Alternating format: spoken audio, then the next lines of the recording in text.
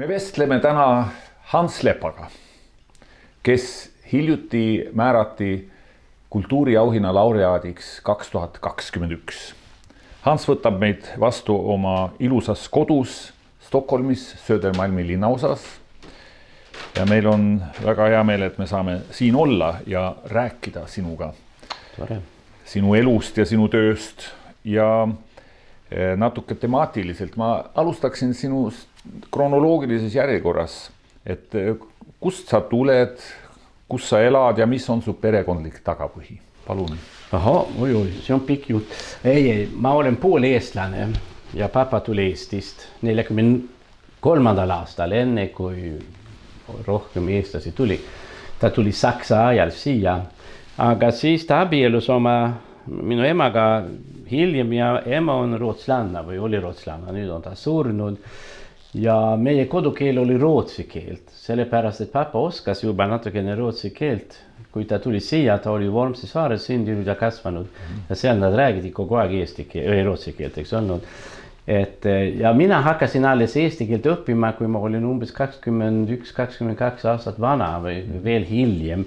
Ja see oli päris huvitav, sellepärast, et ma sõitsin Eesti ühe vana onuga. Tal oli ikka oma isa seal ja oma tütar seal.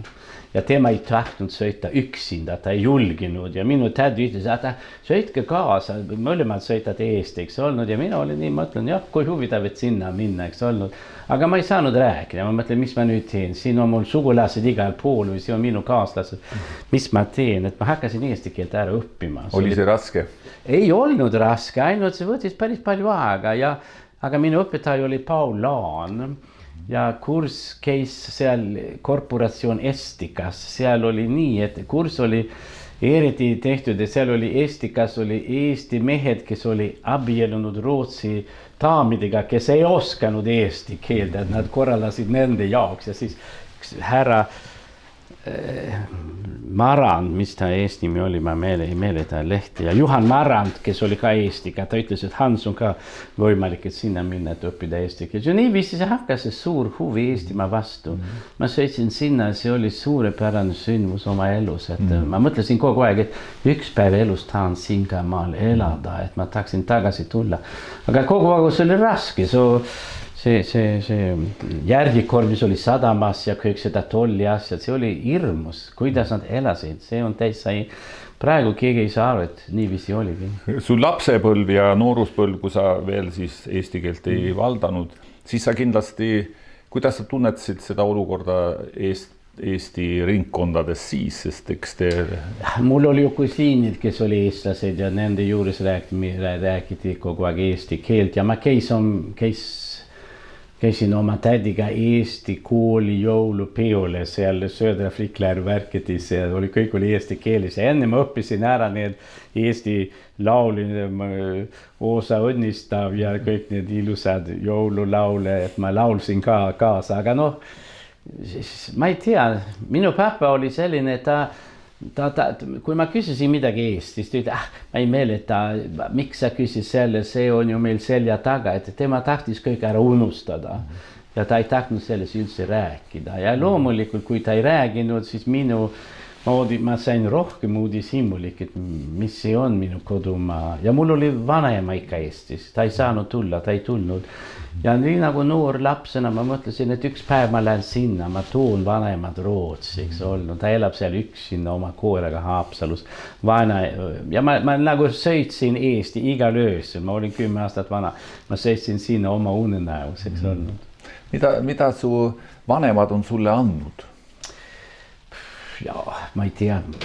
Minu papa andsid midagi, aga ma pean ausalt ütlema, et kes andis mulle kõige rohkem nagu Eesti info või Eesti nagu, kuidas saame öelda, seda Eesti meele oli, see tuli minu tädi poolt. Tädi oli Linda Pahk-Röömusmägi ja tema oli kogu aeg, ta elas nagu võõras, mingi määral võõras inimene, ta ei rääkis väga halvasti rootsi keelt ja ta elas siin, aga kogu aeg ta rääkis kodumaalt ja nii ja naa, eks olnud. Et kui ma käisin tema juures Höögdalenis, me rääkisime eesti keelt, ta ise küpsetas oma eesti leiba ja tema andis mulle väga palju infot ja jutustas ja rohkem tema käest kui ise ema poolt ausalt. Räägi natuke oma haridusteest, kuidas see kulges, mida sa hiljem õppisid? Ma õppisin ju, ma käisin gümnaasiumis Södermalmis, peale selle ma hakkasin kunstiajalugu õppimas, mis oli minu põhiaine, tuli kunstiajalugu. Ja sellel ajal ma töötasin juba Hallwylska muuseumis, et mul oli seal töökoht, et igal laupäeval ja pühapäeval ma käisin sinna töötamas ja ma olin giid. Ja siis, kui ma olin lõpetanud oma ülikooli õppimised, siis ma sain muuseumi direktoriks aastas, sest see tavaline direktor, tema ootas beebit ja pidi kodus olema. Ja mina olin Stockholmi või Rootsimaa kõige noorem muuseumi direktor, ma olin 26 aastat vana. Töötasin seal Hallwylskas, aga siis, kui ma olin 30 aastat, ma taotlisin ja sain uus töökohta Kuningalossis. Ja see oli midagi muud, see oli uhkem ja elegantsem ja seal ma olin 10 aastat, aga sellel ajal lõpul seal, enne kui ma läks edasi, siis see oli just sellel ajal, kui terve Ida-Euroopa hakkas liikuma, eks olnud. Berliini müür võtsid maha ja ma mõtlesin, et praegu on selline suurepärane ajalooline moment omas elus ja seal on ka seotud minu isa kodumaa või meie kodumaa, ütleme Eestit, et ma pean midagi tegema. Ma ei taha ainult seista ja vaadata see juhtus midagi, mida ma teen midagi muud, eks olnud. So mina hakkasin uurima Kuningalossi arhiivides, kas ei ole natukene materjali Eesti kohta seal ja leidsid päris palju, sellepärast, et meie kuningaid, Gustav V, Gustav VI ja edasi, nad läksid ju Eesti 30ndatel aastatel ja mina leidsin palju pilte ja muud asjad ja ma hakkasin tegema sellised loenguid ja ma rääkisin, kuidas kuninga või kroonipead ja ma kirjutasingi väike raamatu selle kohta, mis sa tunned kindlasti, kuidas Rootsi kuningaid on käinud Eesti vahepealt ja siis see ilmus Tallinnas, mitte siin Stockholmis, ma võtsin kõik see materjali kaasa, aga see oli midagi uut olnud, keegi ei teadnud, et Rootsi kuningad ja kroonprins on käinud Eestis. Rootsi kroonikandjad Eestis. Kandjad, täpselt, Rootsi kroonikandjad käis Eestis, täpselt nii. Ja siis pärast sa läksid ise ka Eestis ja sellest me räägime pikemalt, mul on siin mõningaid küsimusi, aga kui me jätame selle, kuna see on nii huvitav teema, siis me räägime sellest eraldi, aga hiljem, kui sa Eestist tagasi tulid Stockholmi, siis sa läksid ju edasi tööle Rootsi instituudi. Just, jah. Rootsi instituudi ja seal ma töötasin 20 aastat. See oli ka huvitav, sellepärast, et kui ma tulin tagasi Eestis, siis oli nii, et see huvi Eesti või terve Ida-Euroopa vastu oli suur ja Rootsi instituut sai suurt raha riigi poolt, et me pidime nagu looma kontaktid, eriti oma uue naabridega teisel pool Läänemääres. See oli natukene Venemaalt, aga see oli eriti Eesti, Läti, Leedu ja Poola. Ja ma pean ausalt ütlema, mitte sellepärast, et papa tuli Eestist, vaid kõige tublim ja kõige, ütleme, parim töökaaslased sellel ajal oli just eestlased. Sellepärast, et kui meie saatsime mingisugune kutse konverentsile või mingisugune koosolekud, et ütlesime, et kas te tahate siia saada 2 või 3 inimesed, nad vastasid kohe. Et lätlased vastasid ka ja leedulased, aga venelased iiagi ei vastanud ja siis me kutsusime 2 korda ja 3 korda, 4 korda, nad ei vastanud üldse. Aga kui konverents oli juba otsas ja mööda, siis nad vastasid ja ütlesid, et me tuleme röömuga.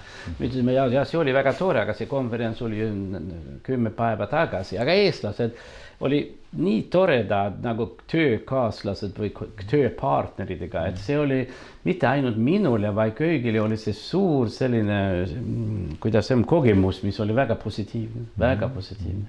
Ja arvatavasti sellepärast ongi ka siin Rootsis on ju olemas suur selline grupi väliseestlasi, see on üks pluss, aga teine oli ka see, et huvi Eestis oli väga suur Rootsi vastu sellel ajal, väga suur.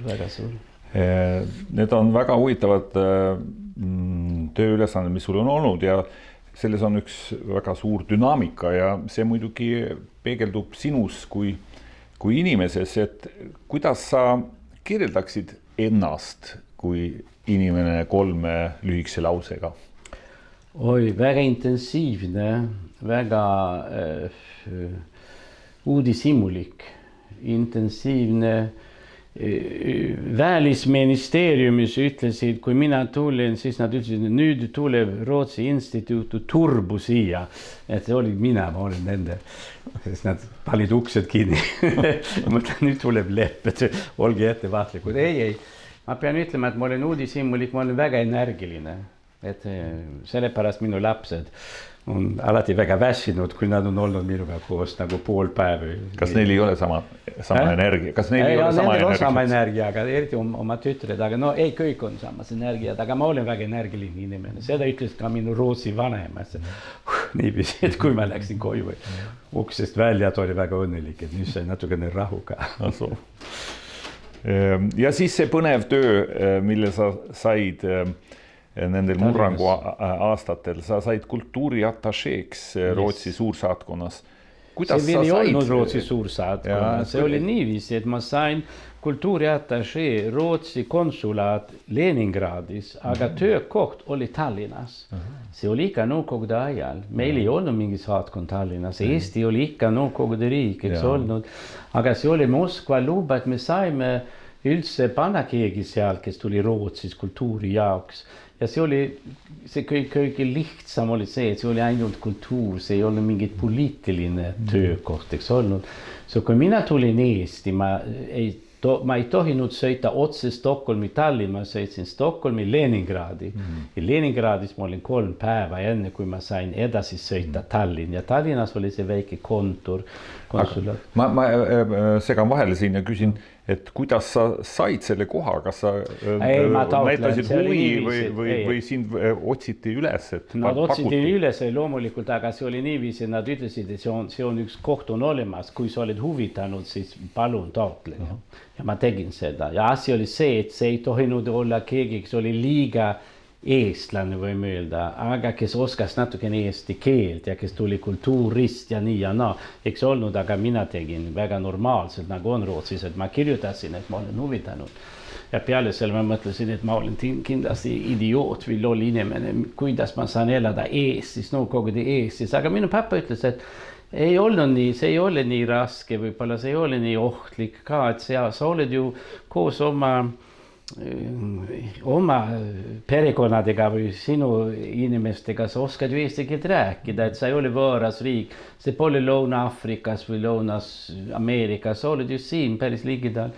Ja seda tunne oli mul juba algusel, see samal päeval, kui ma tulin Tallinnas 24. jaanuaril 1991. aastal, mul oli kohe selline tunne, et ei, ma ei ole võõras koht, ma olen mingit määral olen siin oma kaasmaalastega, eks olnud. Mida su perekond arvas? Ja perekond ütles, et kas see pole väga ohtlik ja nii ja naa, aga me ütlesime nii, minu abikaasa, meil oli 2 last sellel ajal, ta ütles kohe, ei, absoluutselt mitte, mina ei taha Eestis elada, aga me rääksime ja terve öö, ma mäletan, kuidas me olime seal omas voodis ja me rääksime ja alles hommikul me ütlesime, et selline pakkumine ei tuli iiagi tagasi elus, et miks meie ei proovi. Ja siis on väga tähtis, et me teame, et välisministeerium on üks päris kindel töökoht. See ei ole nii, et nemad hoiavad alati nagu mingisugune nende käe üle, eks olnud, et meil on suur abi, et meil oli väga palju sellised, ma ei tea, mis on eesti keeles favoorid, et kui sa olid eelised, kui sa olid diplomaat, eks olnud. See on niiviisi. Aga no ei. Kirjelda seda tööd kultuuriatašeena.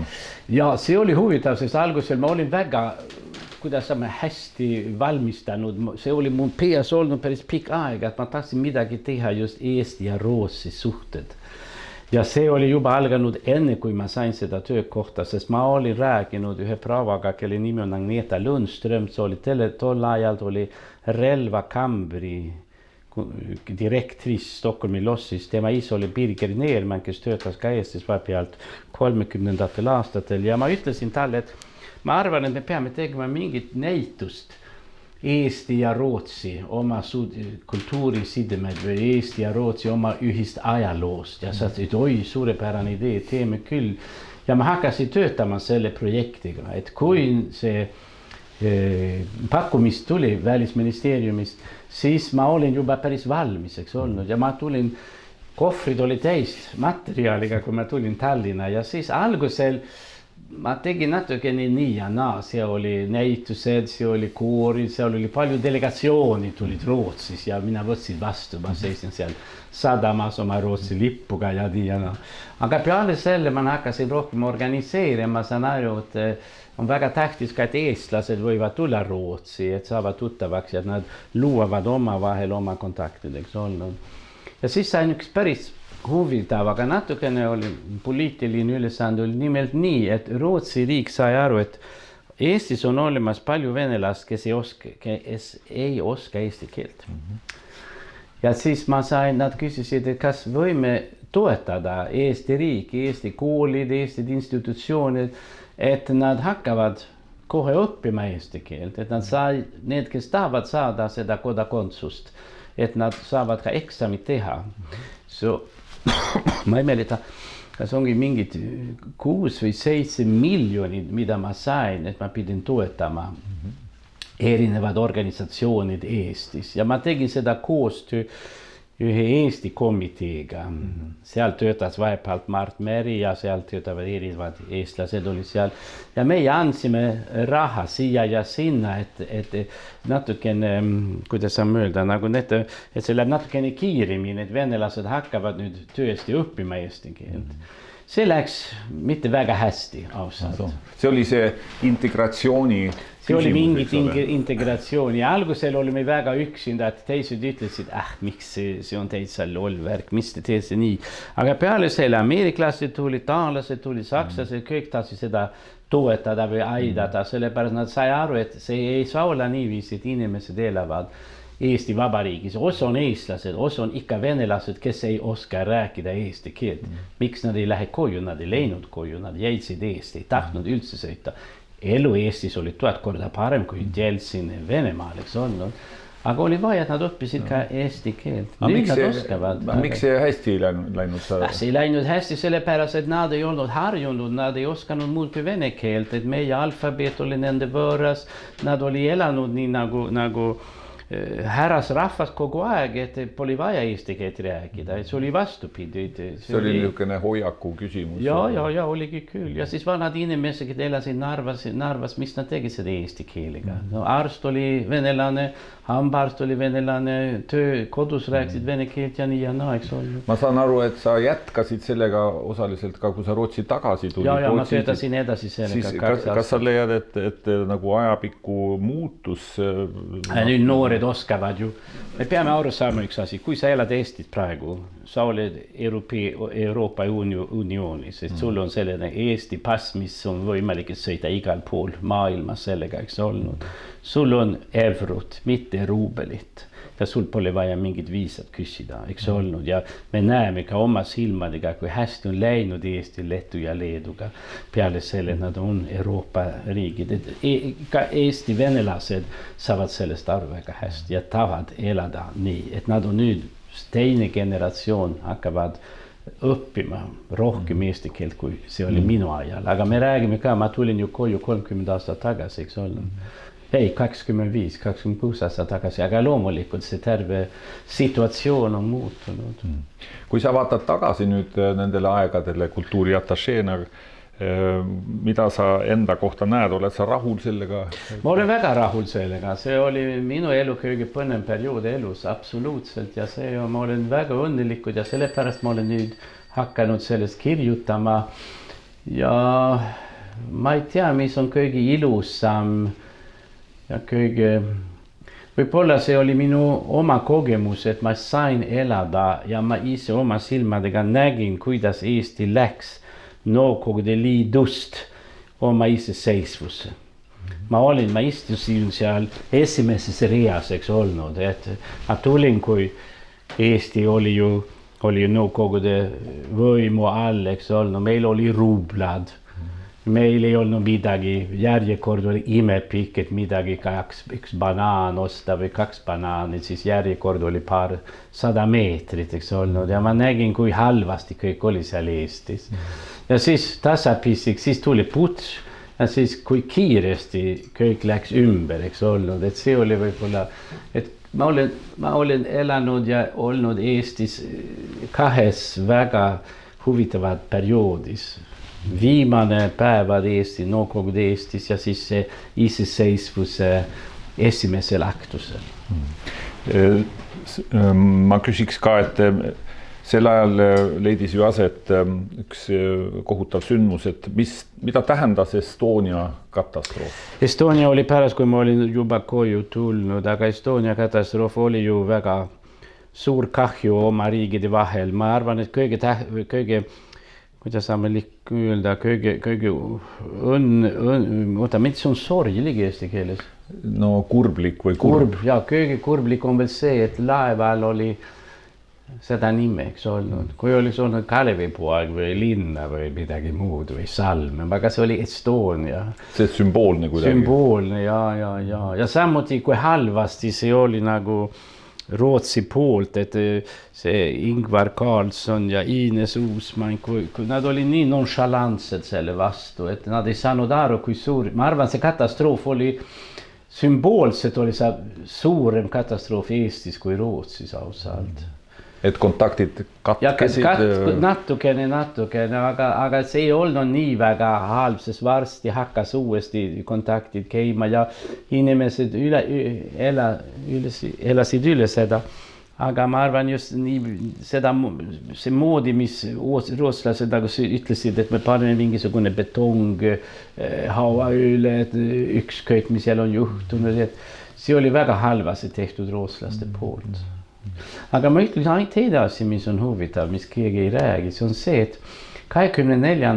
jaanuaril 1991. aastal leiti 2 Rootsi ametlikku liikmed oli mõrvatud Tallinnas. See oli minu esimene tööpäev. Et samal hommikul, kui mina tulin seal, ma läksin magama omas laias voodis seal hotell Palassis, et nad sai surma mõlemad, eks olnud seal hommikul. See oli -15 kraadi Tallinnas, väga külm, nagu meil on praegu siin. Ja peale selle tuli kohe sellised uudised Rootsis, et oi, Eesti, seal on ainult kuritegijad, sinna me ei saa sõita, väga ohtlik koht, ära mine, et need toredad, head mehed on ainult läinud joomas baaris ja mis pärast juhtus, sellest me ei räägi. Aga kõik teadsid, et mis nad oli tehtud, eks olnud. Siis Andres Küng tuli, sest asi oli sellest, et Estonia, või mitte Estonia, Nord Estonia, selle laeva nimi hakkasid sõitma vähe rahvaga. Ja lennuki oli ka nii, et inimesed enam ei ostnud pileteid, nad kartsid Tallinnas sõita ja Tallinnas oli väga hirmus nagu selle meeleolu jaanuari lõpul, veebruari algusel. Aga siis Andres Küng tegi nii, et ta rääkis selle Estlainiga, ta ütles, et me kutsume siia, me kutsume Eesti. Vähemalt 10 või 20 Rootsi kirjanikud ja läheme sinna ja räägime Arnold Rüütliga, Marju Laurustiniga, minuga ja teised, et me ütleme, et eestlased ei ole kuritegijad, see ei ole nii ohtlik, vaid see oli õnnetu ja mehed oli ka natukene üle elanud, mis meil piir on, eks olnud. Ja siis kõik muutus ja see oli tänu Andrus Küngile, eks olnud, et ta tegi seda kutse või ta andsid teda kutse. Ja ma olin ise seal Kadrioru, mitte lossis, vaid seal president kantselei selle samal päeval. Et Marju Lauristin selgitas väga ilusti, kuidas seal oli juhtunud. Et nad ütles, me elame niiviisi Eestis, aga me ei ole kuritegijad, me ei taha tapta iga rootslane, kes tuleb siia. Et see oli päris huvitav moment. Ma olen ka sellest kirjutanud. Väga hea. Sellest tasub rääkida. Kuidas sa oled ja kas sa oled võtnud osa välis-Eesti tegevusest ja mis on sinu mulje sellest ja kuidas väliseestlus on muutunud? Väliseestlased on ju muutunud selles päevas, kui Eestis sai tagasi oma iseseisvus. See oli ju meie ainukene unenägu, eks olnud. Me tahaksime kodumaale tagasi sõita ilma Vene tolliga või Nõukogude reeglide järgi, et loomulikult see väliseestlaste kohta oli midagi muud, kui me kasvasime, et me mäletame, kui me käisime kontsertsaalis ja kuidas me laulsime Mu isamaa ja tädid ja onud, nad kõik nutsid ja Eesti lipp ja kõik oli ju keelatud Eestis, eks olnud. Et siis tuli see päev, kui meie unenägu läks nagu from dreams to reality. Et nüüd me enam kodumaa on tagasi tulnud. Meil on ju võimalik, et uuesti Eestis sõita. Ja nii viisi on, et ma arvan, et see on see, mis on juhtunud praegu. Ja ma ei tea, see on ainult hea. Ma olen õnnelik igal hommikul, kui ma ärkan, et Eesti on iga iseseisvus riik. Mida saavad väliseestlased teha Eesti heaks tänapäeval?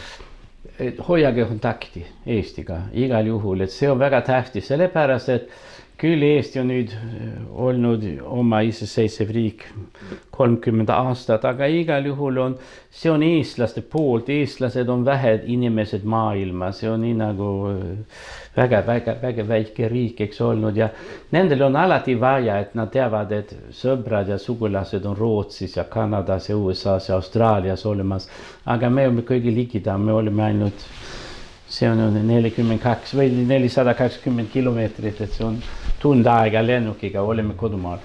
Ma arvan, et me peame edasi töötama sellega, et me hoiame head kontaktid oma kodumaaga. Väga kena.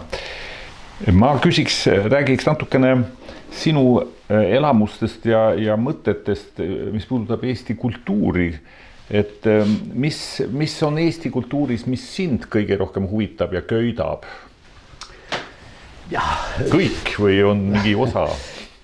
Mitte kõik, aga tead, kui ma Eestis elasin, mul oli väga palju sellised juttu koos Eesti erinevad kultuuri esindajatega, aga me ütlesime, et mis on Eestimaa kõige suurem kultuuri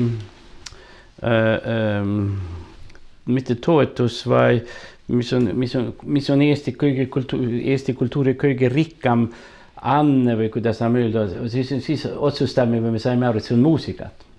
Eesti muusika on midagi suurem kui kunst, suurem kui kirjastus, suurem kui ükskõik, mis seal on, aga see laul või seda muusikat, koorilaul, heeliloojad, Arvo Pärt näiteks, ta on praegu maailma kõige suurim heelilooja, eks olnud, ta on Eestist pärit. Ja mina ütlesin just sulle Ando Kesküla, ta oli kunstnik, maalikunstnik ja meie rääksime sellest ja ma ütlesin, et kui teie nüüd tahate midagi, pole võimalik, et olla igal pool kogu aeg siin ja seal, või ma ütlen, midagi peab olema kõige teie kõige tähtsam ainet, eks olnud, ja las ta olla muusika, mitte maalid või mitte rahvuskunst või nii.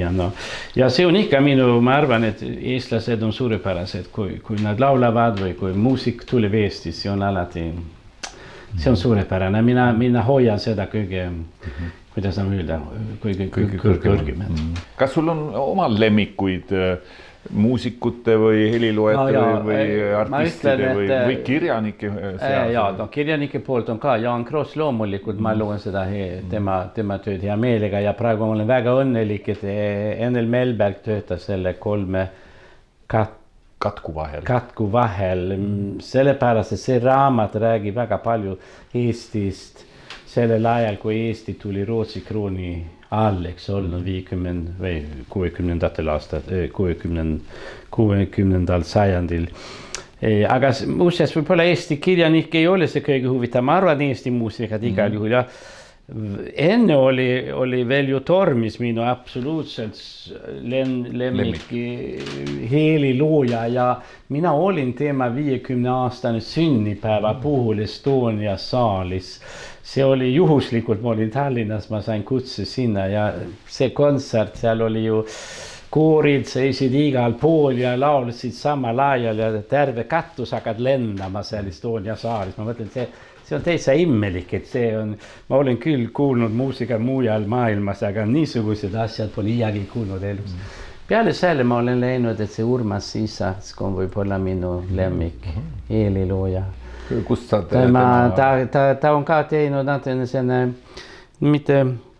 mitte kristlik, vaid ta on kiriklik muusikat, mis ta on teinud Ja se on väga, no need sõnad ma ei tunne eesti keeles, aga meedrykkande väga, se on suur kaasatun ja väga palju passioon on selles sees, mis mulle meeldib. Ma kuulen tihti tema heliplaadid või see seede, mis mul on siin.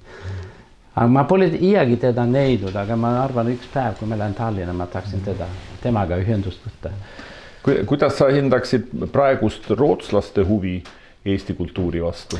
See on natukene nõrk ausalt ja see on natukene kahju küll, aga see on päris normaalne, see ongi niiviisi, et Eesti oli väga populaarne 25-30 aastat tagasi, nii on natukene alla läinud, see on natukene nende viga, aga meie viga, aga siis just seda väliseestlaste hulgas võime teha midagi heaks just selle eest, et meie vahepealt räägime ja anname oma Rootsi tuttavadele Jaan Krossi raamatuid või Heli või selline CD-plaadid Urmas Sisseaske käest ja edasi. Seal võime teha päris palju asju.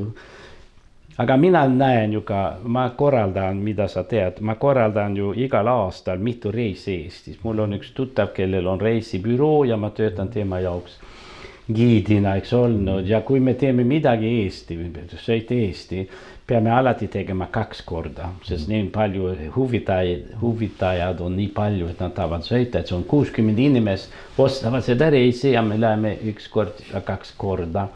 Ja nende huvi Eesti kultuuri järgi on imelik. Et see on sama Läti ja Leedu, aga võib-olla Eesti jaoks on see kõige. Et suur huvi. Suur huvi, imesuur huvi on, imesuur huvi.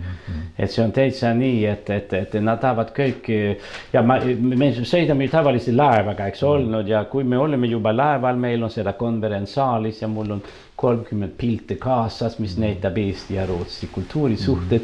Ja inimesed istuvad nii, nagu see, nad on esimest korda kuulnud seda ja peale selle nad küsivad, et see on täitsa imelik ja nad on vanad inimesed. Äkki nad on nii, et nad ei saa käia, aga äkki kui me tuleme Eesti, nad saavad nooreks väga kiiresti, et see on täitsa imelik. Ma olen ju ise... Sa oli teinud samad asjad, eks on? Ma olen kuulnud sind ka näiteks loenguid pidamas ja see on ju haruldane, kuidas sa oskad huvitavalt ja kaasa tõmbavalt kirjeldada seda kõike. Sul on pildid abiks ja sul on üks huvitav ülesehitus tervele selle asjale. Ei, huvi on imes suur. See on ainugi, me elame ju selles maailmas, et internetiga on võimalik, et võtta ühendus ka Austraalia samal ajal. Sa vaatad Eestis ja siis sa 2 sekundit hiljem sa oled Sydneys või Melbourne'is, et ei ole nii, et ja see on meie tingimusi praegu, et ei ole nii, et kõik tahavad kõik tead Eestist. See nagu tilkud, eks olnud, aga meie väliseestlased, kui kõik teevad nagu mina ja sina, siis oleks olnud suurem huvi Eesti vastu rootslaste hulgas. Aga kusjuures sinul on ju ka teised alad ja teised piirkonnad, millega sa töötad ja oled väga hästi kursis. Siin kõrvale põikena võiks nimetada, et sa oled ju tunned Itaaliat suurepäraselt, korraldad reise sinna. Ma ütlen seda ka, aga no Eesti on veel kõige lemmik, see on minu lemmik koht, kuhu ma tahaksin alati sõita, aga Itaalia ka üks, ma õppisin Itaaliast mitu aastat, kui ma... Ja sa valdad ju keeli, milliseid keeli? Itaalia keelt ma räägin vabalt, ja ei, mina armastan Itaalia ka, see on sellepärast, Itaalia on täitsa... See on midagi muud, see pole Eesti ja Rootsi on saarnased, aga Itaalia ja Rootsi pole üldse saarnased, sellepärast on see huvitavam ja ma sõidan hea meelega sinna ka. Ja nüüd sa oled ju pensionär oma ametlikult töölt. Mis on sinu kõige tähtsam ülesanne nüüd? Ja nüüd koroona ajal pole midagi, ma magan ja ma jalutan, aga ma kirjutan selle raamatu Eesti kohta. Räägi sellest, ma võin küll räägida sellest. See on midagi, mida ma lubasin ennast ja Eestile ka, kui ma sõitsin koju. Ma mõtlen, mul oli läbi elanud nii palju huvitavad asjad ja ma sain nii palju infot erinevad kohtades Eestis, inimeste kohta ja elust ja nii ja no. palju juttu, et ma mõtlen, ma pean kõik selles ära kirjutama, enne kui ma lähen liiga lolliks ja liiga vanaks, eks olnud. siis ma hakkasin kirjutama ja ma olen nüüd valmis kas umbes 200 lehekülge, et mul on ka pilte, et seal on suurim osa on just selle kultuuriatašeest, eks olnud, kui ma tulin sinna, sellel hommikul, kui politsei tulid ja ütlesid, et 2 rootslased on saanud surma sellel öösel. Ja minu viimane jutt sellest kultuuriatašeest on üks väga ilus selline pilt, ma võin selle jutustada, see oli niiviisi, et see oli septembri algusel 1994. aastal ja sügis oli juba õues midagi ja sellel õhtul, see üks viimasel õhtul peaaegu oli kontsert Katariina kloostris, seal kus Hortus Musicus tavaliselt laulavad, aga sellel õhtul oli mingi kontsert ja see oli niiviisi, et Johan Viiding oli seal kontsert ja ta mängis klaveris ja ta oli ise tõlginud Omkring tiggan från Låsa Dan Anderssoni käest eesti keeles ja mängisid ja laulisid seda ja ma mõtlen, et nüüd pole minust enam vaja, et nüüd kultuur töötab, sest ei olnud minu idee, see oli tema idee, eks olnud, et nad ise leiavad. Tema oli hakanud lugema seda Dan Andersson ja muusika ka ja siis ta oli seda tõlginud eesti keeles. Ainu kahjuks on, et pool aastat hiljem ta suri ära. Noorena, ta oli 45 aastat vana, väga noor mees, väga tubli. Aga see on selline moment oma kultuuriatašee ajaloost, mis ma mäletan, ütleme, see on väga, väga tundlik moment. Aga muuseas, see raamat räägib ka minu perekonnast ja kuidas kust me oleme pärit ja erinevad sugulasi ja siis on päris palju sellised jutud, kus ma räägin perekonna Stenbockist ja Balti aadelist ajaloost. Seal on ka need Rootsi professorid, kes töötasid Tartu ülikoolist. Seal on ka natukene kirjutan sellest, ta elas Eestis vahepeal, ta nimi oli Moora Budberg, Moora von Budberg, ta oli Venemaa Mata Hari ja ta oli abielus ühe Balti sakslasega, kelle nimi oli von Benkendorf, John von Benkendorf. Ja ta elas Tallinnas vahepealt ka 20. aastatel algusel ja see on väiksed jutud, see on nii nagu mosaiik, eks olnud, et kõik kokku tuleb pilt Eestis, aga iga väike tükk on oma ajalugu. Väga huvitav ma arvan, et see on eestlastele pole nii huvitav, aga see on just väliseestlaste ja võib-olla rootslased, kes tahavad midagi rohkem teada Eestist. Kas raamatul on juba mingi pealkiri ka? Ja, on küll, aga kas on Eesti mosaiik või drömmen om Eestland, Eesti unenägu, ma ei tea. Võib-olla see teine drömmen om Eestland, Eesti unenägu on kõige parem, sest see hakkab seal, kui ma ise lapsena hakkasin nagu, ma mõtlesin, et kas Eesti on olemas või mitte, see oli nii kaugelt. Kui mina kasvasin ja sina ka muuseas, see oli nii väga kaugelt, see geograafiliselt ei olnud nii väga pikk, aga meil oli see mõte, et Eesti jumal, kas see on sama kaugelt nagu New York, eks olnud, või kuu on seal vahel.